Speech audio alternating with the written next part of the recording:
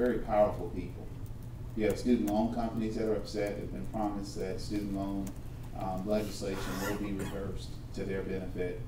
You have healthcare companies that are playing chicken with U.S. companies and small companies, because we move forward in comprehensive healthcare reform, not because it was some sort of idea. It was because small businesses were going out of business and big businesses were going bankrupt because of healthcare costs.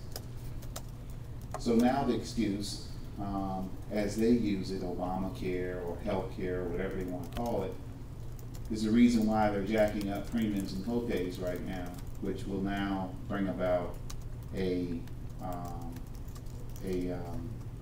problem for those of us that are trying to get our message out.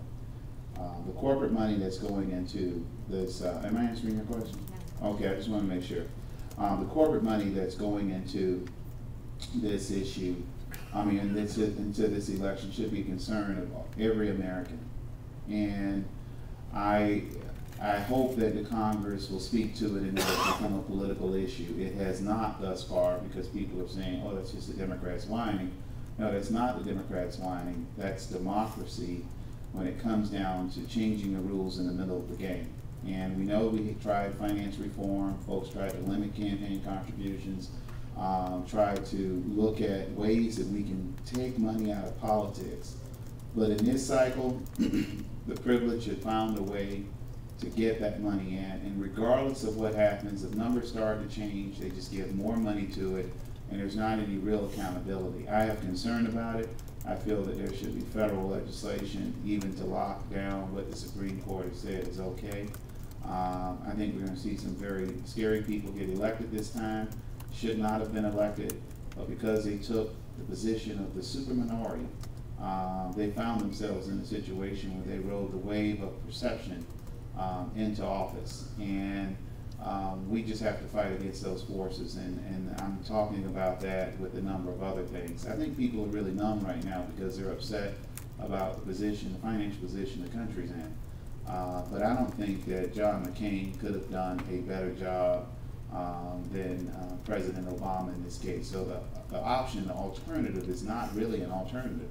It's just saying that, well, we drove it into the ground and we feel that now we need to take the keys back to the car. I know there's a lot of car language here because the president's been using it.